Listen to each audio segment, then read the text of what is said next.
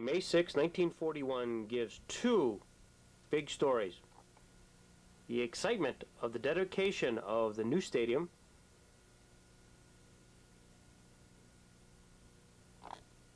and the ever-present war which is occurring over in Europe, which to date America has been able to keep out of. The headlines are interspersed between baseball and German and Nazi invasion. Such were the winds of war which were circulating in early 1941. Jamestown entered professional baseball in the new era in 1939. They played in Celeron and had an awful season. After the season, the Pirates left and went to Lockport. Jamestown was without a team. Midway through 1940, Harry Bisgeier, owner of the Niagara Falls team, agreed to transfer to Jamestown and finish the season in Allen Park.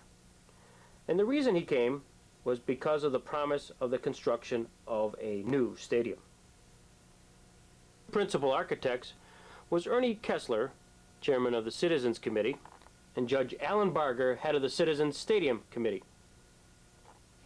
Excitement ran wild in Jamestown. One of the other articles that appeared in that first day paper was the announcement of the broadcast via radio WJTN to all those listeners who would like to see the game but will be unable to be present. This was historic. The first game of the stadium would be sponsored by the Fraternal Order of the Eagles over local station WJTN. This was just a microcosm of a large radio renaissance throughout the country as baseball and radio became very much a thing of beauty. The love affair between baseball and radio goes back to the 1940s.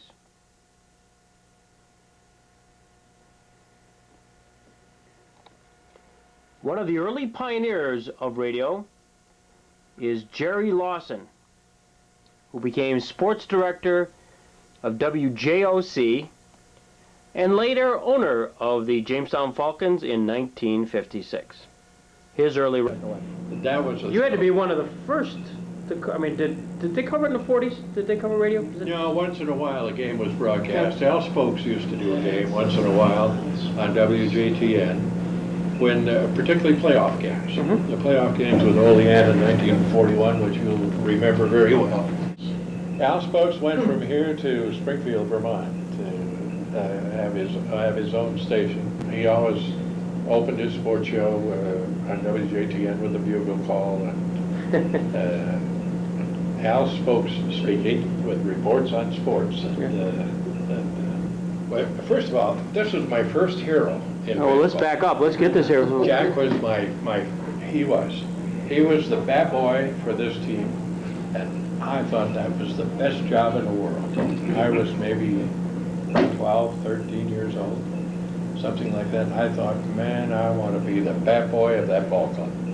But I never made it. You didn't know all I had to do. I had no idea. All I knew is that you were at a crap I had to take from guys like Pollock when you first got to defend himself. All I knew was that you were at a baseball game every night, and I could think of nothing finer in the world than to be able to be at a baseball game every night. World War II broke out.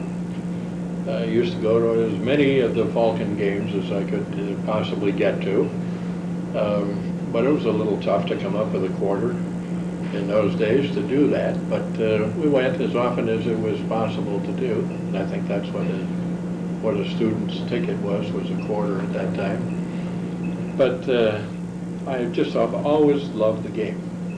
It always followed it.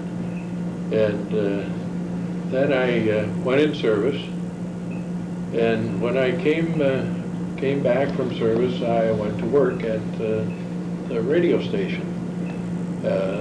First at WJTN for where I had been while I was in high school. I had worked there. And I filled in for a short time during the vacation era. And WJOC had just opened a few months before that, and I was told by somebody here in town, I don't even remember who now, that there was going to be an opening at WJOC. So I went up to see them, and they hired me.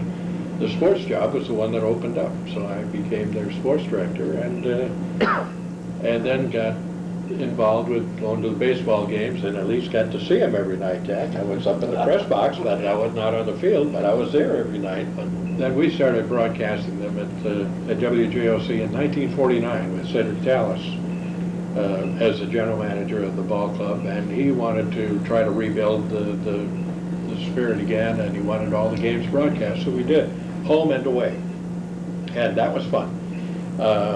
I had always enjoyed, as a little kid, as I mentioned, playing these baseball games. I used to pretend I was broadcasting these games as I would play them, and so when I sat down to do my first away game, reconstructed from telegraph wires, it was like I had done this all my life, because I had always imagined that this game was going on in front of me while I was trying to do it. And that was fun. And every once in a while, things would go wrong. The machine would stop. There would be a break in the line. And well, they were playing in Hornell, and Hornell didn't realize how many rainstorms they had, because I had to say it was raining and hold that game up and to go along. But that's what we had to do to make it up. And I was explaining at lunch, the games when they came in on the telegram wire, it would say B1 OS, ball one outside. And then the next thing would be S1C, strike one called. And each pitch came in that way. And so you had to create the game. You couldn't just say ball one swinging, or ball one outside, or strike one swinging. So you had to create the game about the pitcher looking in and getting a sign and doing all of these things, and try to make the game alive, so that the people who were listening to it could feel that they were at the ball game, or at least know what was going on, and try to get a sense of the excitement. And sometimes you built excitement all the way. You know, there were several that just said F7, fly out to left field. And some left fielders will never know what great catches they make, and coming in and doing that kind of thing. But that's the way you had to do it in those days.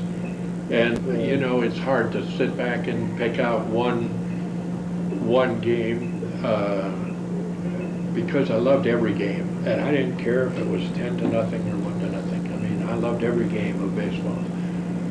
But I did a no-hit, no-run game, and try to remember the Falcon pitcher that pitched it. And the name Bill Furlong is in my head, but I can't remember for sure if it was Bill Furlong who did that game.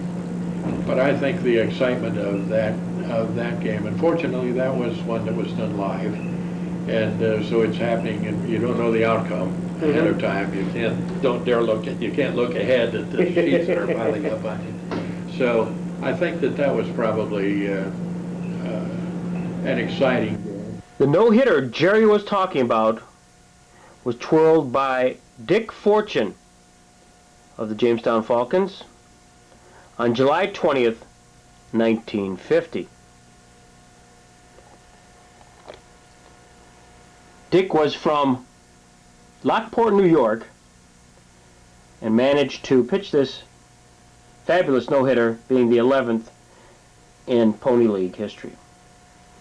Broadcasting the games was a great thrill. I was never able to play the game. I was never good enough for that, which was a great disappointment to me.